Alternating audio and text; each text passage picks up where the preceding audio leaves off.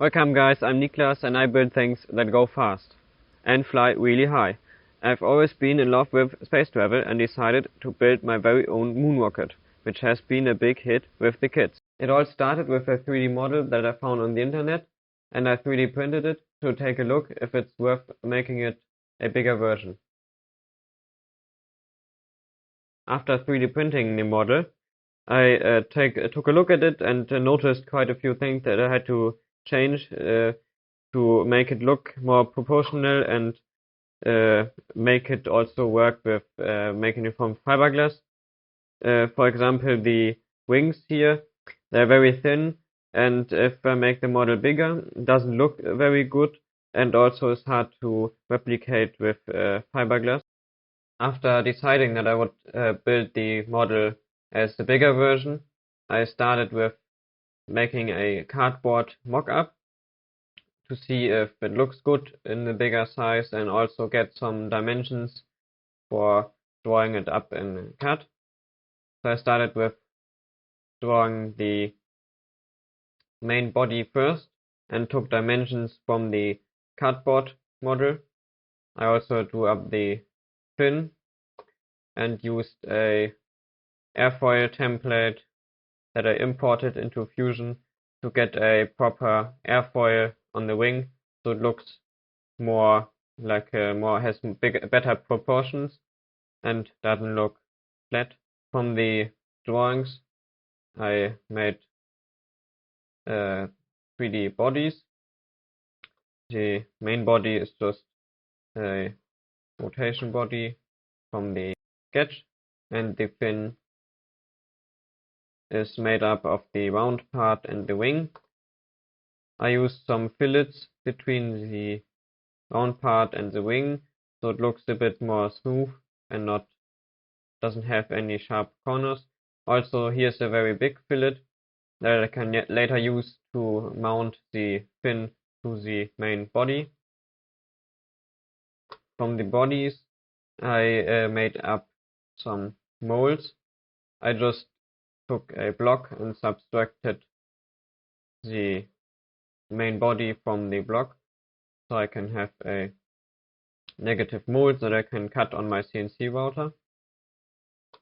I decided to make the main part in 3 parts, so I can later use it for properly aligning the fins, as we have 3 fins, and the parting line of the mold is exactly the position of the fins. The fin mold has only to be cut once, because the fins are all the same, and I don't need 3 molds.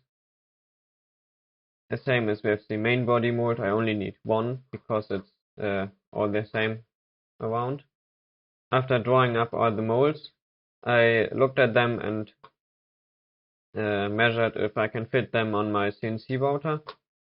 The main mold for the fins is small enough to fit on my CNC router as 1 part, but the bigger molds had to be cut into pieces to fit onto my CNC router. I first started with cutting it in half, so it fits on the router by size, but I noticed that the mold is too high and my CNC router can only mill up to 100 millimeters, and the mold is 150 millimeters. So I cut it apart even more and ended up with 4 molds. I had to cut apart the main mold even more, so I can cut all the pieces to exact dimensions. I had to cut a flat piece here and will glue the upper parts on there later. After all the molds were done with drawing, I took them into the CAM part of Fusion and made up all the toolpaths for cutting the molds. I will now just show you the simulation shortly. I started with a roughening cut and then to finishing it with a ball end mill. You will see that in a moment how it's done. This is the simulation part. after seeing that it might work, I took it to the CNC router and made it reality.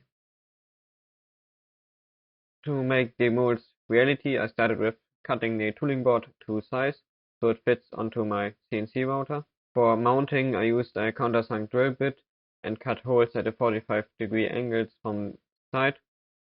I then started with a roughening pass with a 10mm flat end mill at a high feed rate. The material is very nice for CNC milling and you can use very high feed rates. For finishing, I used a 10mm ball end mill with a 1mm step over to get a very nice surface. The surface after milling is already quite nice, and to get it even better, I sanded it a little bit starting with 240 grit, then 320 grit, 400 grit, and then I applied release agent. I use normal release wax applied with a piece of cloth. First layer of wax is quite heavy to seal the tooling board. You can also use mold sealer, but I like to just use release wax and make a heavy coat. Then polish it and do another 2 coats. As a final step, I applied a layer of PVA release film so I don't get any releasing problems. And next week I will show you how I make some more jigs and mold parts needed to build the parts.